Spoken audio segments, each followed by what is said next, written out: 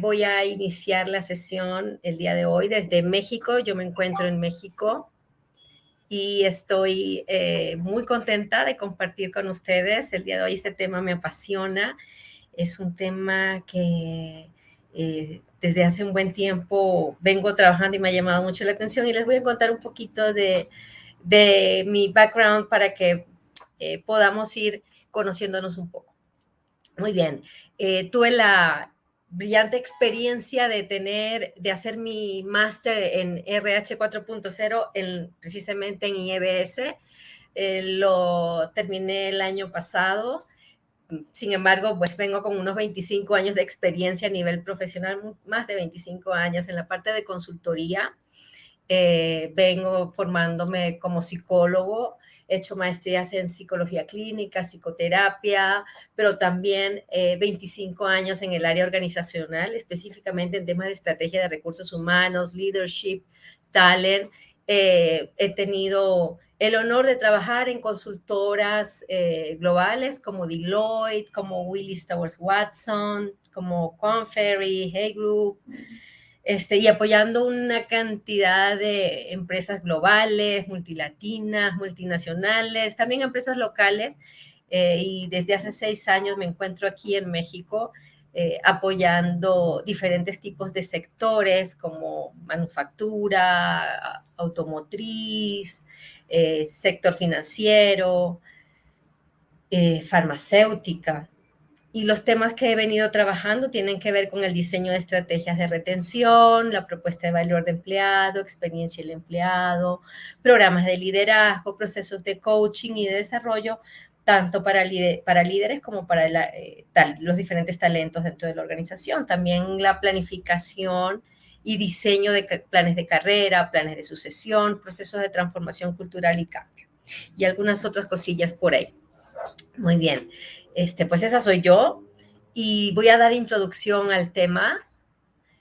Muchas gracias a las personas que se están conectando y saludos para todos. Les quiero contar un poquito dónde estamos hoy en día en relación al tema de la dimisión. Realmente los desafíos que teníamos hasta, yo diría, no más de un par de años, estaban relacionados a encontrar el mejor talento. A hacer ese match, a encontrar la persona que haga el match perfecto entre lo que necesita mi organización, el puesto y la persona correcta, ¿no? Y la competencia en el mercado laboral era feroz. ¿Cuál es el reto hoy? El reto no ha cambiado mucho en su esencia, porque seguimos con este tema de talento en este mercado y en esta batalla feroz de talento en el mercado laboral. Sin embargo, hoy en día las personas tienen mayor oportunidad, mayor acceso a todo lo que es formación en las diferentes modalidades, y hay gente mucho más preparada, gente desarrollada, gente con especializaciones o conocimientos altamente especializados, ¿no? Ahora el reto ha cambiado un poco en el sentido de que nos vamos a enfocar más en retener a esta gente que se ha preparado y que se está acercando a nuestras empresas, porque resulta que la fuga voluntaria de talento realmente nos está ocurriendo de una manera muy abrupta, de una manera, yo diría, muy violenta, y está generando un impacto muy importante, no solamente en los procesos de recursos humanos, sino inclusive en los temas de productividad, efectividad de las organizaciones. También sucede que lo que pues, podía resultar atractivo en un candidato o en un colaborador para estar en una empresa también ha cambiado. ¿Por qué? Porque las necesidades de las personas, las necesidades de los colaboradores, sus intereses también lo han hecho. Y en ese sentido, tenemos que encontrar algunas estrategias que nos ayuden a lidiar de una manera muy efectiva con esta dimisión, ¿no? Y de eso se trata el webinar que vamos a estar compartiendo el día de hoy. Les quiero contar un poquito de qué estamos hablando cuando hablamos de la dimisión. Una persona que recientemente ha estado tocando estos temas es Anthony Klotz. Él es un psicólogo organizacional que trabaja en la Escuela de Negocio Británica, UCL, y él ya lo había, de alguna manera había hecho su predicción sobre esta gran renuncia, ¿no? Nos decía que realmente las personas que estaban saliendo de manera voluntaria y de forma continua, dejando su trabajo, nos iba a afectar. ¿Qué es lo que él nos dijo? En su predicción, él anticipó que había una cantidad de gente que, aunque deseaba renunciar, no renunció en su momento. Sobre todo estamos hablando del momento de la pandemia, ¿verdad? ¿Por qué? Porque hay un momento de incertidumbre y cuando hay incertidumbre, él nos indica que la gente tiende a buscar lo seguro, a quedarse, ¿verdad? Y reprimió ese deseo de salir de su organización. Eso no se produjo durante esta etapa de la pandemia. ¿Qué es lo que ha causado? No es que la gente cambió de opinión, la gente sigue deseando renunciar y entonces ya pasada la pandemia, ya pasado un poco la incertidumbre, este efecto empezó a revivirse y a acentuarse en este momento. Y es lo que estamos viviendo como la gran división o la gran renuncia. ¿Esto qué nos dice? Nos dice, Houston, tenemos un problema. ¿Y cuál es nuestro problema? Los números nos están hablando y nos están diciendo que el 41% de la fuerza laboral a nivel global, según Microsoft y LinkedIn, ha considerado renunciar a su trabajo en el año pasado. O sea, a partir del año pasado, ya el 41 deseaba retirarse de su trabajo. Vamos a analizar un poquito qué factores nos revelan información significativa. Yo tomé este estudio de McKinsey & Company. El año pasado salió un artículo de ellos que hablaba del gran abandono o la gran atracción. Y ahí nos decía que realmente esto era un proceso que estaba ocurriendo de manera real y que se estaba generalizando. Que casi el 40% de los empleados pensaba en la probabilidad de dejar su trabajo en los próximos meses. Estamos hablando del año pasado. Pues tenemos que un 22% lo pensaba de manera bastante probable, probable. El 4% de esa población estaba casi segura que iba a cambiar de trabajo o a renunciar y el 5% muy probable. Estos números, cuando hablamos a nivel global, nos están dando un mensaje muy importante para el cual deberíamos prepararnos.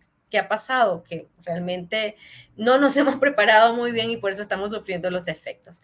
La siguiente pregunta que yo me hacía con este artículo era, bueno, ¿hasta qué momento? ¿Es solamente el efecto de la pandemia o esto va a seguir sucediendo? Pues realmente esto va a seguir sucediendo. Y si por un lado los empleados ya tenían ese interés por renunciar o esa necesidad de hacer cambios en su vida laboral, los empleadores, las empresas, estaban experimentando una mayor rotación. ¿Y qué esperaban? ¿O qué se proyecta de esos estudios?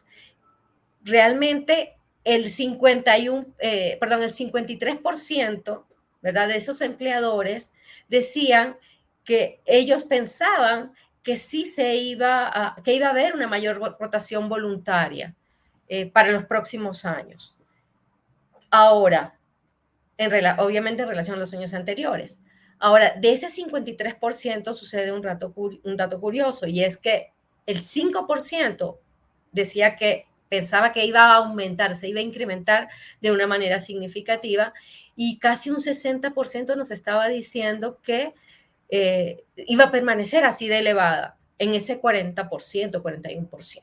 Entonces, esto nos está diciendo que esto no es algo pasajero, es algo que tenemos que tomar medidas, y sobre todo porque no ocurre en una sola industria, no es un tema de un sector. Vimos que con la pandemia hay sectores que se golpearon mucho más, como por ejemplo el sector de ocio y hospitalidad, todo lo que tenía que ver con servicios de turismo, hotelería, sufrió un fuerte impacto, ¿verdad? En términos de negocio. Y entonces, obviamente, la gente que trabaja en esos sectores, pues tenía mayor necesidad de buscar otras alternativas laborales. Estamos hablando de que un 47% de los encuestados que permanecían a este sector estaban pensando en cambiar de trabajo, igual que los oficinistas, que son los de cuello blanco, igual que los que hablaban de productos de producción de bienes, también estaban pensando hacer cambios. Entonces sabemos que esto es algo transversal, no es algo que está ocurriendo en un solo sector. Ahora, hay un tema importante que debemos considerar. No solamente es el tema de que, oye, no tengo la gente para realizar el trabajo, para el nivel de efectividad y productividad que necesitamos en nuestra organización, sino eso también tiene un costo para la organización. Si solo creemos que esto es un problema de RH, de no conseguir el talento o de no retener el talento, ¿verdad? Pues te tengo noticias y esto sí es un tema que afecta no solamente a recursos humanos, afecta a la administración de la empresa y lo afecta de manera relevante. Vamos a entender un poquito por qué. ¿Cuánto nos cuesta esto? Fíjense este dato. Nos dice, esto es un dato general. La pérdida de un colaborador nos puede costar entre 1.5 y 2 veces el salario anual de esa persona. ¿Okay? Hasta el doble de su salario anual. Ahora, a esto hay que sumarle que cada vez que nosotros traemos gente a nuestra organización, ¿verdad? Tenemos que tener en cuenta los costos de contratación, los procesos de onboarding, el entrenamiento, todo lo que hacemos para que la persona cierre su curva de aprendizaje y empiece a elevar su desempeño lo antes posible. Ahora, miren este enunciado. En el caso que el colaborador sea parte de un puesto core, un puesto principal importante que impacta directamente en los ingresos y en los resultados del negocio, el costo de que esta persona se vaya de mi empresa puede ser hasta 213% del salario anual, sobre todo si tiene un impacto directo en esos resultados. Entonces, por eso es que hay áreas en las que realmente es crítico que nosotros tengamos una estrategia adecuada, efectiva, para minimizar el impacto de esta dimisión. Hay datos como los que nos proporciona GNA Partners, ellos son especialistas en recursos humanos y ellos hacen cálculos de este tipo de rotación, ¿verdad? De acuerdo al tipo de colaborador o al aporte del colaborador. Y entonces estamos viendo que un empleado nuevo le puede costar a la organización entre un 30 y un 50% de su salario anual. Imagínense si estamos hablando de una persona, pues obviamente que tiene una posición y un salario significativo, ¿no? O alto. Vemos que también en el área de servicio o producción, la dimisión puede impactar entre un 40 y 70% del salario anual de esa persona. Si la persona que se va de manera voluntaria es un administrativo, puede impactar entre un 50 y un 80%. Fíjense ustedes, ahora que vamos entrando por ejemplo, a los high potentials, a los high performers o alto rendimiento y alto potencial, ese impacto se incrementa entre un 75 y un 100% del salario de esa persona. Si hablamos de una persona que tiene el know-how de la empresa, que sabe lo que se hace en la empresa y cómo se hace en la empresa, varía entre un 75 y un 125%.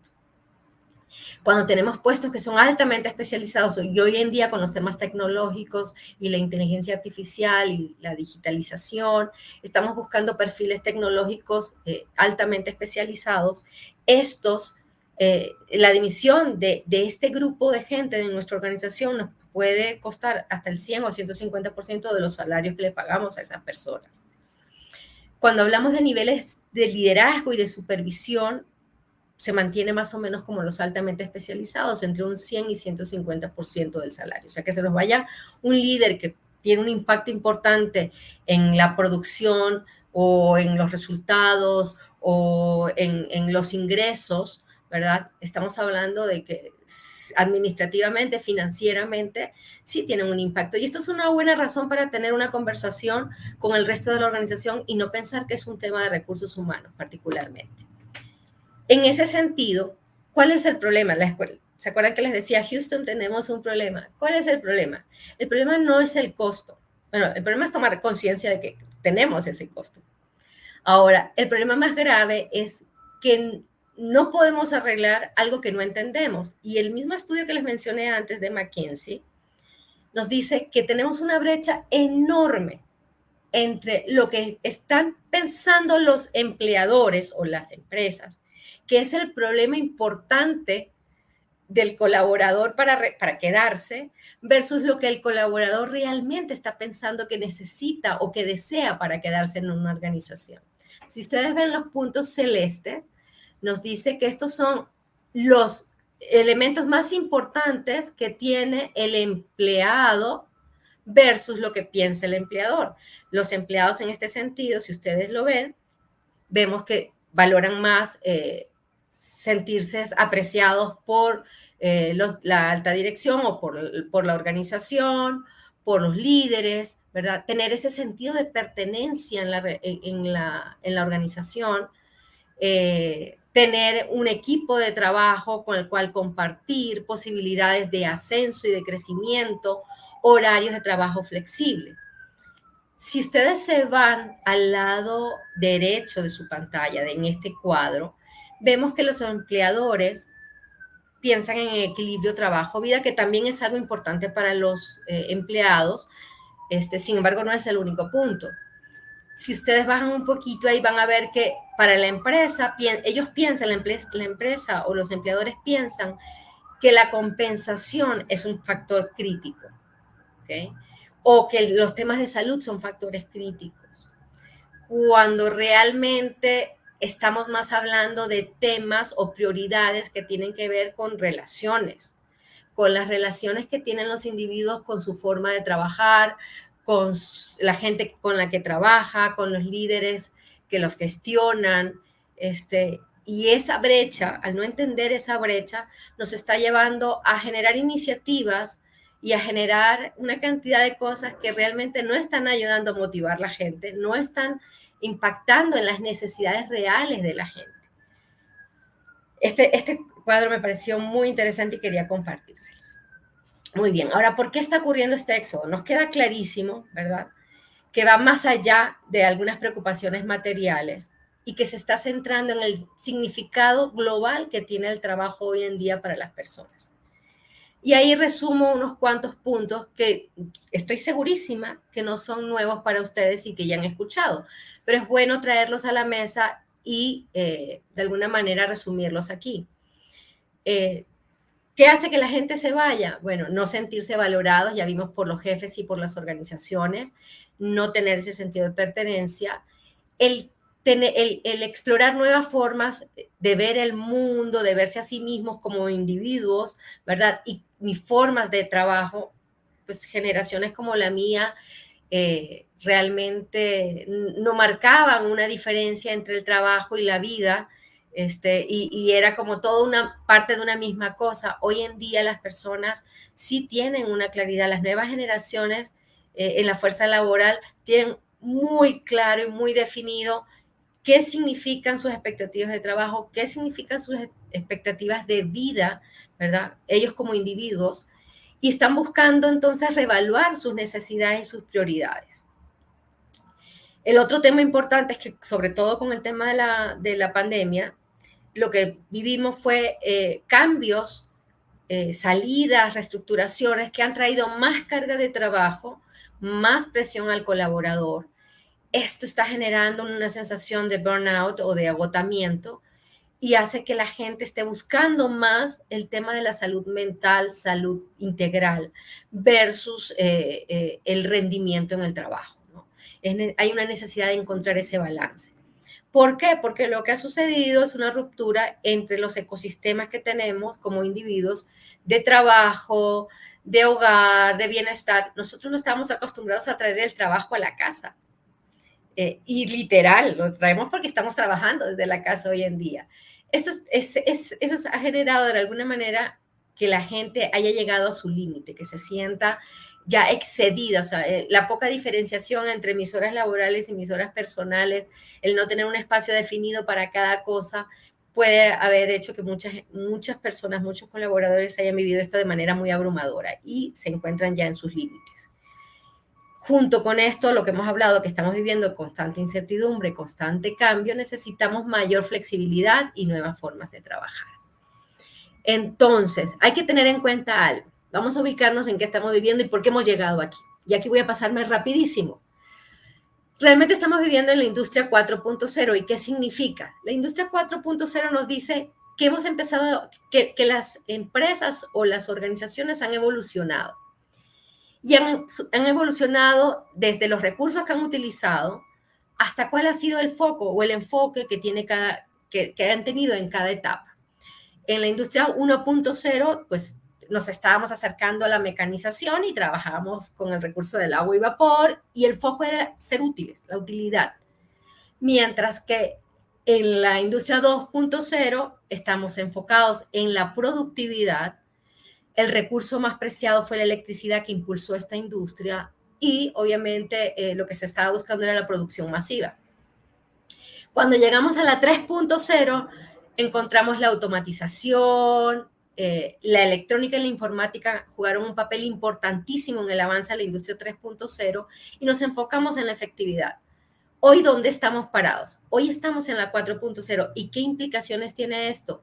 Estamos pensando en fabricación inteligente, en la cibernética, y el punto nos lleva a pasar de la efectividad a la experiencia, a pensar de manera diferente en términos de experiencia. Y aquí les voy a mostrar cómo impacta esto en el recurso humano. Quiero contarles que estoy teniendo una certificación en User Experience con la empresa Slick y tomé esta gráfica de ellos, es la parte de abajo, donde nos dice cómo se relaciona esta evolución de las industrias con lo que está pasando con la gente. Pensando en que primero era utilidad, productividad, compromiso, experiencia, ¿verdad? De la industria 0, de la 1.0 a la 3.0, la organización era el centro realmente. Y pasamos de pensar en el bienestar, en la parte, obviamente, cuando estábamos en la 1.0, pues la gente era un número, ¿verdad? No era persona. Luego administrarlos, luego a gerenciar el capital humano. Y hoy hemos pasado, como les decía, a la experiencia, donde hemos pasado de centrarnos en la organización a centrarnos en los colaboradores, en las personas. Y la mentalidad tiene que cambiar porque antiguamente pensábamos que las personas necesitaban el trabajo y por eso nos buscaban a las organizaciones. Hoy pasa algo diferente. Las personas trabajan en una organización porque quieren trabajar en ella, porque desean hacerlo y porque quieren vivir la experiencia de ser parte de esa organización. Entonces, fíjense ustedes cómo ese mindset, cómo ese chip que teníamos ha cambiado y debe seguir cambiando. Para eso, yo he estado evaluando estrategias, hay varias. En función del tiempo vamos a conversar solamente 4 estrategias. Y estas son, uno, es, hoy en día nos tenemos que centrar, irnos de lo general al individuo. Y ahora les voy a dar un poquito más de detalle. La otra estrategia tiene que ver en desarrollar una cultura centrada en gente. People-centric es lo que llamamos hoy en día este tipo de culturas, y ya vamos a entrar un poco más en detalle y hablar sobre la experiencia del empleado. ¿Qué significa cuando hablamos de experiencia? Les he mencionado varias veces la palabra, pero vamos a entrar a entender un poquito qué significa esto y qué tipo de liderazgo necesitamos, porque si bien las empresas han cambiado, las necesidades y expectativas de los colaboradores también, pues obviamente los líderes también necesitan habilidades diferentes para trabajar con esta población o con esta fuerza laboral. En ese sentido, vamos a empezar con la estrategia de lo general de irnos de lo general, de hacer iniciativas donde las empresas venían trabajando haciendo algunas encuestas y encontrando información, sí, vamos a trabajar bienestar y entonces le metemos a todo el mundo una facilidad para ir al gimnasio y de repente hay gente que no le gusta el gimnasio, vamos a poner un médico que los atiende y resulta que hay gente que para ellos bienestar es tener actividades al aire libre o hacer algún otro tipo de cosa. Entonces, nuestras soluciones hoy en día tienen que ser un poco más centradas en lo que significa para la gente. La propuesta de valor, el bienestar, felicidad laboral, realmente son relativas. Lo estamos oyendo muchísimo, pero para cada uno de nosotros tiene un significado muy diferente. Lo que sí debemos partir para poder entender o ponernos en en esta estrategia de llevar lo general al individuo es trabajar con 3 premisas. La primera es entender que no todo lo que ofrece la organización es para todos. Es muy importante conocer qué pasa con nuestra fuerza laboral.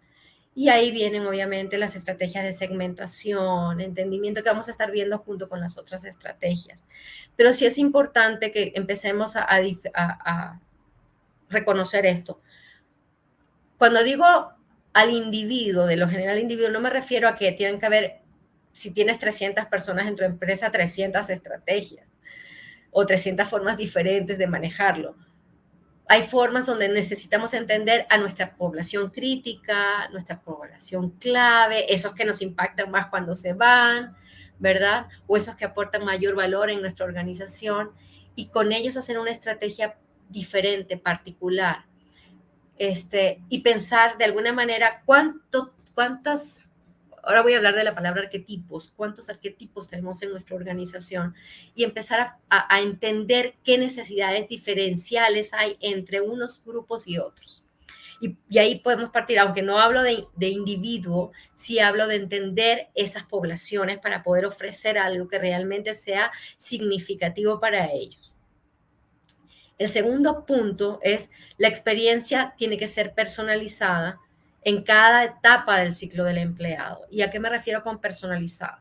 Me refiero a que si yo entiendo que tengo diferencias poblacionales, generacionales, con intereses diferentes, ¿verdad?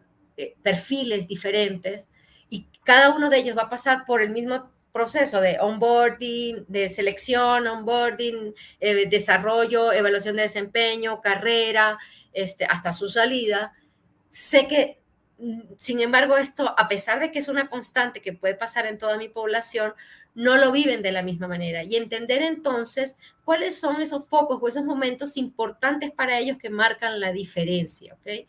La diferencia la marcan en la capacitación, la diferencia se marcó en el desempeño, en el feedback que me dio mi líder, en el trabajo en equipo que estoy desarrollando, en que el área está innovando. ¿Dónde están esos momentos que están haciendo que las personas realmente se conecten con su trabajo y se conecten con las organizaciones? La otra parte de la estrategia importante tiene que ver con lo que les hablaba de la cultura centrada en las personas. Wems dice que la cultura es aquello que no solo refleja el carácter de la organización. Me encanta la palabra carácter para hablar de cultura, porque a veces pensamos en cultura y pensamos como algo muy abstracto, muy etéreo. La cultura es algo que también se puede manejar de manera tangible, ¿verdad? ¿Por qué? Porque está asociado a características que tienen los individuos y por lo tanto se observan también en la parte de los comportamientos. Entonces, esta cultura, cuando la enfocamos en las personas, hace que la compañía tenga personalidad. Hablamos de empresas con personalidad, que realmente marcan un cambio importante porque nos llevan de ser un objeto mecánico, una empresa como algo mecánico, impersonal, a un ser vivo, con capacidad de crecer, de transformarse y hacerlo a través precisamente de la evolución de las personas. Entonces, este concepto de cultura centrada en personas tiene varias características en las que debemos nosotros estar trabajando como organización, como área de recursos humanos, como líderes, ¿verdad? Una es enfocarnos en el bienestar de los miembros, es lo que caracteriza una cultura centrada en las personas. El encontrar el balance entre lo que necesita mi organización versus las preferencias que tienen las personas en mi organización para crecer, para hacer su trabajo, ¿verdad? La otra es ofrecer opciones de aprendizaje y de progreso y de desarrollo. Eso es y no cualquiera, o sea, no a todo el mundo ofrecerle lo mismo, sino entender cuáles son esas necesidades de carrera que tiene la gente, de desarrollar habilidades, skills, competencias nuevas, de cambiar mindsets a través de ese aprendizaje, ¿verdad?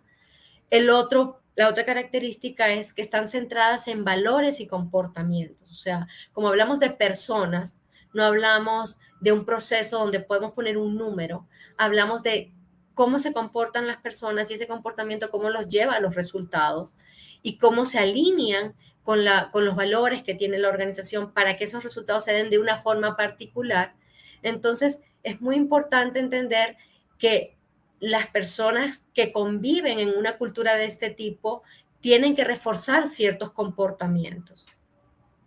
El otro punto es el tipo de liderazgo. Un líder que se enfoca en sus equipos y en la gente. Ya no hablo de recurso humano o del capital humano, sino estamos enfocados en personas. De hecho, los nombres, hoy en día el nombre del área está cambiando. Ya no es el área de recursos humanos o de capital humano, ahora estamos hablando de gestión de personas, ¿ok? Los nombres están cambiando y están haciendo referencia a este cambio también que estamos buscando en la forma de gestionar a la fuerza laboral. El líder tiene que ser un líder más humano, auténtico, más sensible, más empático, ¿verdad? Y hablamos de que hoy en día las empresas, las tendencias que nos presentan Deloitte, Mercer, McKinsey y algunas otras consultoras grandes nos hablan de que las empresas se están moviendo de ser productoras, ¿verdad? De servicios o de bienes a empresas sociales, donde vemos el impacto que tenemos en una comunidad, el impacto que tenemos en nuestros trabajadores, el impacto en los diferentes stakeholders. Entonces, desde ese punto de vista, tenemos que considerar realmente la cultura centrada en personas. Acá les traigo un caso, voy a identificar cómo voy de tiempo, vamos súper bien. Aquí les traigo un caso, Zappos, no sé si han tenido la oportunidad de o han visto, son zapatos, es una empresa online. Esta empresa fue comprada por el fundador de Amazon, por el señor Bezos, por 1.2 mil millones de dólares. Y él la compró no porque sea la empresa más rentable o que tenga mejores ventas, sino por el tipo de cultura que se vivía en esta empresa. ¿Cuál es la cultura? Tiene una cultura corporativa muy centrada en la gente. ¿Okay? Su objetivo es que la gente que trabaja en ella sean personas que se sientan satisfechas, que se sientan apreciadas. ¿Okay? Y eso que genera una cultura donde la comunicación, la transparencia y la confianza son los pilares importantes en las interacciones. Hay otro factor importante, es una empresa que no tiene un organigrama claro, ni los roles vamos a decir, como lo tenemos en nuestros organigramas tradicionales, aquí las funciones se distribuyen, tienen 500 círculos diferentes y las personas realizan sus funciones dentro de estos círculos de interacción. Las relaciones son horizontales, ¿verdad? Y aquí se toma la opinión de las personas para la toma de decisiones, para los procesos de cambio. Ellos mismos son parte de estos procesos. No son los que reciben el proceso, son los que hacen parte del proceso. El éxito que ha tenido esta cultura es hacer que la gente se sienta escuchada, que se sienta útil, que se sienta contenta, ¿verdad? Y que esto sea transmitido como un trabajador que esté comprometido con esta marca. Pero además de esto, no han creado protocolos ni cursos complejos de atención al cliente, ¿verdad? Y todo lo que hacen lo hacen de manera natural y reflejan la excelencia que tienen en el servicio hacia los clientes a través de los resultados y a través de ese trato. No porque venga yo como empresa y le diga, tienes que seguir este protocolo de servicio y hacerlo de esta manera. Logran motivar a las personas de manera que de forma natural estos colaboradores vivan esa cultura de servicio y la transmitan a los clientes. Entonces, fíjense ustedes lo que podemos lograr cambiando la cultura. La tercera estrategia tiene que ver con people experience o experiencia del empleado. En la psicología siempre decimos que es imposible no comunicarse. Así sea con el silencio, estamos comunicándonos. Ahí estamos mandando mensajes. Lo mismo sucede con la experiencia. No podemos hacer que la gente no experimente. La gente tiene una experiencia grata o no tan grata, pero la vive, la tiene. Lo único que podemos hacer, no podemos decir que la gente no va a experimentar. Lo único que podemos hacer realmente es gestionar la experiencia para que esta sea una experiencia satisfactoria, genere el compromiso, se genere la motivación, la conexión de las personas con las empresas, para que deseen permanecer en ellas. Entonces, ¿cómo podemos hacer esto? Pues hay varias cosas que podemos hacer. Una de las cosas en las que se basan las estrategias de experiencia del empleado tienen que ver con escuchar la voz del colaborador de manera frecuente. No es hacer una encuesta al año de clima para saber qué piensa la gente.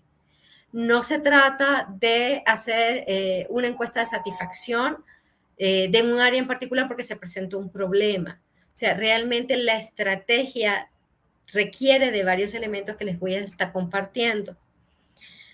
Otro punto importante para que esto suceda es que esto es parte de lo que venimos hablando cuando hablamos de diversidad e inclusión. Realmente las empresas que trabajan con People Experience parten de tener equipos, abordar este tema o los temas que se les presenten de manera interdisciplinaria, donde participan todas las personas, no solamente los que tienen el problema. Tenemos un problema con el área de producción. Vamos a reunir a la producción a ver qué está pasando. O vamos a pasarles una encuesta o vamos a hacer un focus group. Vamos más allá. Realmente, oye, ¿cómo impacta producción? Producción impacta en ventas. Vamos a ver cómo le está impactando en ventas. Vamos a traer a los de ventas para que le cuenten a producción cómo les está impactando, para entender dónde está la problemática, para poder saber qué estamos viviendo y cómo podemos mejorar. Si se dan cuenta, es un abordaje diferente. Lo otro es priorizar iniciativas. En la historia de recursos humanos, cuando levantamos información como estos estudios de clima, de compromiso, de engagement, salimos con un montón de iniciativas, un plan de acción que a veces es tan desgastante llevarlo a cabo y no impactamos de la forma que deseamos en la gente. Entonces, seguimos pensando que hacemos muchas cosas y la gente no está satisfecha y no logramos cómo satisfacer a la gente. Entonces, es importante que nuestras iniciativas sean de alto impacto. ¿Y cómo podemos lograr esto? Hay varios pasos para que esto suceda. Uno es identificar cuáles son las situaciones o los objetivos claves. Oye, tenemos un tema de rotación, tenemos un tema de productividad, tenemos un tema de compromiso, tenemos un tema de comunicación, tenemos un tema de relaciones con un líder. ¿Qué temas estamos teniendo? ¿Qué situación se está presentando? ¿Y qué experiencia se está creando partiendo de eso? Para entonces luego identificar en esa situación que se está presentando cuáles son los puntos de contacto o los touch points, hablando un poquito en el idioma anglosajón, ¿verdad? Esos touch points nos indican dónde son esos momentos o esos puntos donde la gente realmente es impactada por la situación. Esto viene del marketing y esto se hace con el customer, con el cliente, ¿verdad? O con el usuario. Entendemos dónde el cliente, al interactuar con nuestra marca, nuestra empresa, tiene esos puntos. Lo mismo pasa. Nuestro colaborador tiene esos puntos donde al contactarnos, bien sea, oye, tengo un problema X y voy donde mi líder no me dio la solución o no me atendió o no me escuchó, o voy con RH y ya le he dicho a RH que tengo tal situación y no se soluciona. O cuando estoy con mis compañeros y veo que en las reuniones pasa tal cosa. Esas experiencias, esos puntos de contacto generan ciertas situaciones en las que debemos enfocarnos para mejorar realmente la conexión del empleado con el empleador. Luego que tenemos claro esos touch points, segmentamos, y esa parte se las expliqué anteriormente. Debemos segmentar nuestra población. Debemos buscar información y aquí es a través de una cantidad, hay no solamente las encuestas, los pulsos, focus groups, hay formas diferentes, buzones, intranets que nos ayudan a recopilar información para poder levantar de alguna manera esos segmentos y agruparlos, lo que yo les decía anteriormente, de generar esos arquetipos, esos perfiles, ¿verdad?, de mi población, que son críticos, que necesito o retener o mejorar o de alguna manera trabajar con ellos. Y crear un viaje o un journey map de esa experiencia, de cómo en esos puntos importantes o significativos estos empleados o estas personas o estos grupos o arquetipos están generando una experiencia particular que al modificarla vamos a cambiar aquello o vamos a mejorar aquella situación u objetivo que teníamos inicialmente. Y generamos una estrategia de cómo oírlos. ¿Okay? Oye, si los oímos a través del correo, si los oímos a través de una campaña, si los oímos a través de qué formas es más conveniente para esa población en particular. ¿Okay? Y así generamos entonces una estrategia que nos ayuda a manejar la experiencia del empleado. Les traigo rapidito aquí un ejemplo y los invito a que luego de la presentación en algún momento entren a ver la página de Mercado Libre. ¿Ok? Ellos, Mercado Libre, crean una experiencia que se llama Meli, que es las dos iniciales de Mercado y Libre. Meli crea una experiencia centrada en las personas, para la gente que atrae, para las nuevas personas que quieren ingresar y para los colaboradores. Y el ejemplo aquí es, ellos se presentan diciendo, bueno, vive la experiencia, no hablan de conoce mi empresa, vive la experiencia, co-creando el mejor lugar para trabajar de América Latina. O sea, cuando tú entras con nosotros a trabajar, eres un co-creador, no eres un colaborador más. ¿Y qué buscan? Si yo busco afuera en el mercado, busco personas con ciertas características como el entusiasmo, que vivan la cultura, que vibren con el ADN de la empresa, ¿verdad? Y que estén conscientes de que van a trabajar en un entorno diverso y tienen que dar lo máximo. Entonces, ¿qué es lo que ofrecen? Oye, te ofrecemos desafíos y aprendizajes infinitos, ¿ok? Emprendimientos, tomando riesgos. Hay mucha gente que eso es muy motivante. Oh, wow, sí, me llama la atención tomar riesgos. ¿Okay? También hay una sensación de cuidado que yo les decía, bueno, tenemos que tener como principal eje el bienestar de la gente y entonces aquí trabajamos para realmente que el bienestar sea un tema importante para todos y en esta cultura de diversidad donde somos flexibles, ¿verdad? Pero realmente estamos muy centrados en lo que debemos hacer para dar el mejor servicio que ofrecemos. Finalmente, y ya casi terminando mi presentación, les hablo de los líderes que crean cantera. Si yo les dije al principio, tenemos que pensar en líderes diferentes.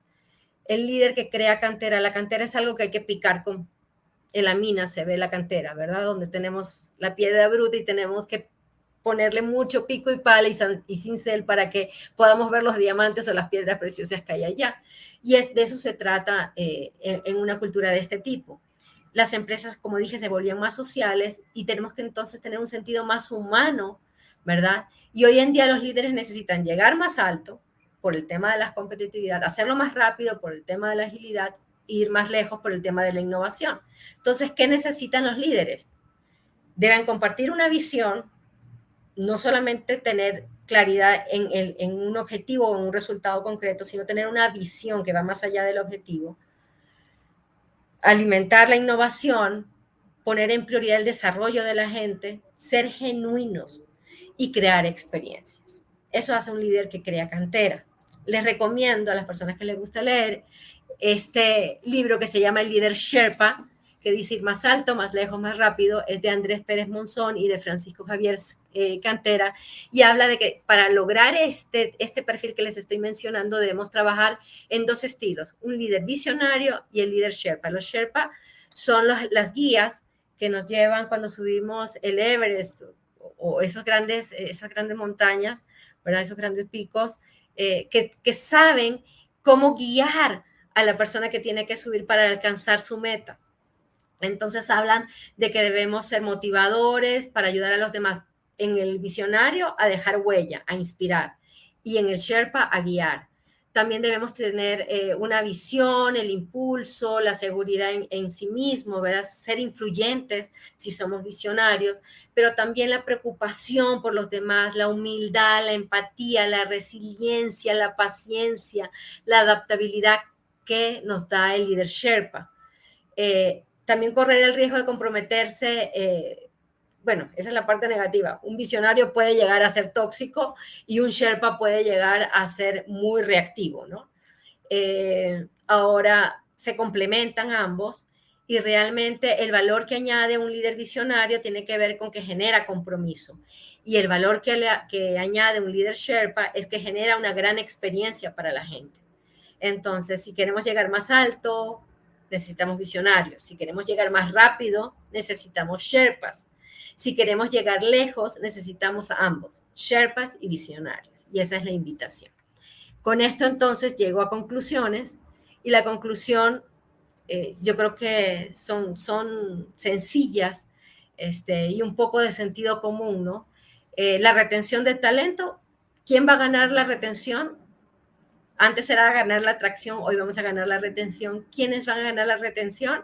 Las empresas que se ocupen de saber por qué se van los colaboradores, pero de manera genuina, que actúen de forma reflexiva, que entiendan la voz del empleado, que los escuchen, ¿verdad? Y que además puedan generar iniciativas realmente o acciones que tengan impacto en la vida de las personas.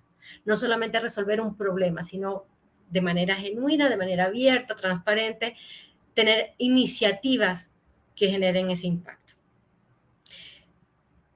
¿Qué es lo que hemos hecho? Como yo les mencionaba, los empleadores tratan de solucionar esto de manera rápida, ¿ok? Que está muy bien intencionada, pero no es suficiente. Aumentar salarios, prestaciones, beneficios, bonos, eso es poner un pañito de agua caliente ahorita, eso no motiva de manera de largo plazo a la gente. ¿Por qué? Porque los empleados quieren que se invierta en aspectos humanos del trabajo, que el foco esté en fortalecer los vínculos, las conexiones, que realmente las interacciones que hayan en la organización sean significativas.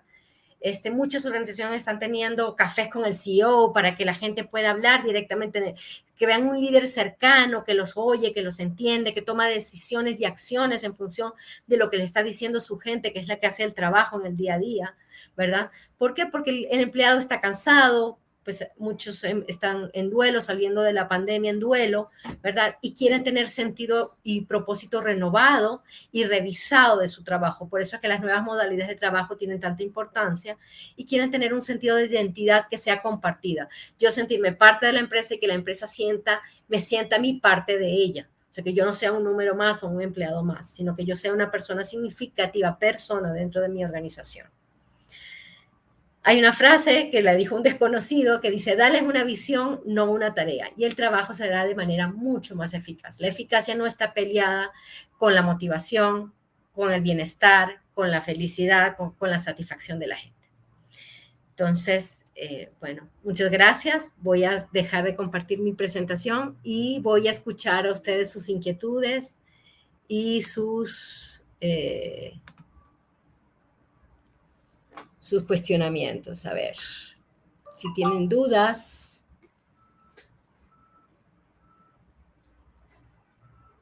Ok, a ver. ¿Cómo saber a priori qué empresa que cuida estos aspectos antes de entrar en ella? Oh, muy bien. Almudena pregunta esto. Bueno, fíjense ustedes, lo que recomendamos o la gente que hace, que entrena gente ahora, porque ahora también la gente se entrena para hacer entrevistas de trabajo y participar en estos procesos, ¿verdad? Antes de conocer o ser parte de la empresa, buscas su página web, te metes en redes, si es una empresa que transmite, sobre todo hay información que es abierta, hay empresas que tienen videos de los colaboradores diciendo cómo es su experiencia dentro de la empresa. Y si no es, tienes una oportunidad en tus entrevistas de hablar un poco de cómo es la experiencia, la modalidad de trabajo, cuál es la cultura que se vive. Acuérdense que no son entes pasivos hoy las personas que entran a la organización. Las personas que entran a la organización son entes muy activos. Entonces, es como un matrimonio. Se espera que de lado y lado hayan inquietudes, se hagan preguntas, yo pueda explorar si este matrimonio me conviene o no, de mi lado como colaborador, oye, me interesa, no sé, el sueldo se ve atractivo, lo que veo en tu página web se ve interesante, pero cuéntame cómo es vivir un día en tu empresa, ¿verdad? Quiero saber qué temas, si para ti son relevantes, diversidad e inclusión, si para ti es importante responsabilidad social, si para ti es importante balance vida personal y vida laboral. Todos esos elementos los puedes hacer. Si no los ves en su red o en su página, hay gente que expone un poco lo que piensan sus colaboradores, porque los mismos colaboradores evalúan a su empresa, ¿verdad? Glassdoor hace ese tipo de encuestas, puedes entrar a ver si está, cómo está catalogada esa empresa, qué opinan sus colaboradores de ella y si eso te hace sentido o no. Espero haber contestado tu pregunta, Almudena. Me gustaría conocer este punto tan importante. ¿Cuál punto? El que dice Almudena. Ok, perfecto, Jesús. Básicamente eso es para las personas que están afuera. Para las personas que están adentro, pues nos queda es hacer preguntas, tener una estrategia de people voice que sea inteligente para no abrir un espacio de quejas, sino realmente de ideas y de cosas que hay que trabajar en nuestra organización. ¿Cómo obtener, pregunta Gloria Paola, cómo obtener y retener en un startup que recién inicia y busca crear una buena cultura organizativa? Mira, Gloria Paola, yo creo que las startups tienen, como todo, su ventaja y desventaja. La gran ventaja es que son empresas frescas, donde son muy moldeables. Tú puedes iniciar generando un alto impacto porque por poco que hagas, esto siempre va a traer una diferencia al no tener nada inicialmente. Entonces yo creo que es muy importante entender, uno, fíjate, yo diría que el punto principal o de partida es irnos un pasito atrás, entender la estrategia. ¿Cuál es la estrategia que tiene tu organización? ¿Qué busca? Oye, soy una fintech, o soy una empresa de servicios, o soy una empresa de tecnología, soy una startup de ese tipo, ¿verdad? ¿Y qué busco? El propósito, ¿cuál es tu propósito? Tu propósito es facilitar la vida de las personas, que el cliente esté conectado, la conectividad. ¿Qué buscas? Y con eso empezar a generar una cultura que se permee en la gente. Y importantísimo es, no empieces por la gente, empieza por los líderes, porque ellos son los que van a bajar esa estrategia, los que van a transmitirla a la gente. Si tú le metes a la gente información y los líderes no están alineados con eso, va a haber una incongruencia y eso obviamente el colaborador lo percibe. Entonces, de manera concreta, cómo lo hacemos? Identificando propósito y estrategia de la startup, alineándolo con lo que tenemos a nivel de perfiles de la gente, cómo va a encajar eso con la gente, generando, ayudando, habilitando a los líderes a que se suban a ese proceso, porque eso va a ser un tema de todos, no va a ser un tema de recursos humanos o de la gente nada más, y creando situaciones de experiencia, oyendo a la gente, a ver, ¿qué te interesa? ¿Qué te importa? ¿Cuál es el punto? ¿Qué es más significativo para ti? ¿Un gimnasio o los resultados? ¿O tener los viernes la tarde libre? ¿O tener actividades sociales, reunirnos una vez al mes para festejar cumpleaños o celebrar los resultados que tenemos? Esos son elementos que nos ayudan a entender qué es lo que necesita nuestra gente y crear una experiencia de ese tipo. Muy bien. No sé si contesté, Gloria.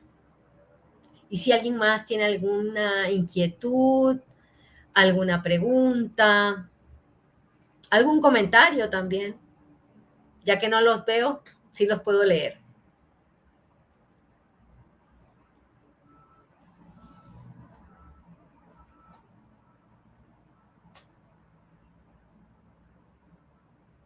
Muy bien. Ok, qué bueno. Gracias, Gloria Paola. Muy bien. Si no hay más preguntas o inquietudes o comentarios, pues les digo que estoy a la orden, que este tema me apasiona. Eh, Espero haberles agregado algún valor, espero que estas ideas que hoy se están sonando y oyendo mucho se puedan bajar y aterrizar en sus organizaciones y con su gente.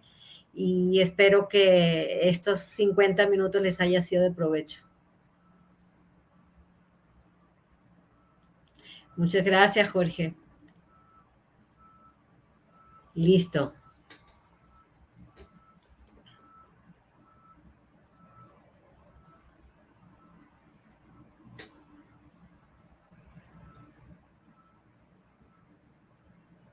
Gracias, Jesús. Voy a ponerme los lentes para leer los nombres. Muy bien. Francesco. Osiris. Ay, muchas gracias, Osiris. Me alegro que te haya parecido un excelente webinar. A Jesús también, muchas gracias. Realmente la idea es eso, aportarles algo. Ha sido muy esclarecedor, Almudena. Muchas gracias. Qué bueno que haya sido esclarecedor para ti, me alegro.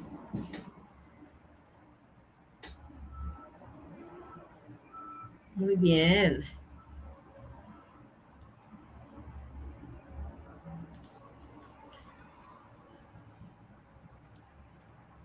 Bueno, ha sido un placer y ahora sí me despido. A ver, Fer pregunta algo aquí, así como las empresas deben transformarse a la cuarta etapa, que debemos transformar nosotros como personas, nuestra mentalidad.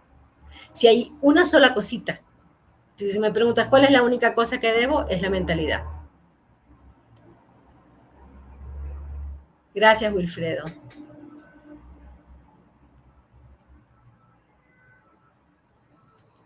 Excelente.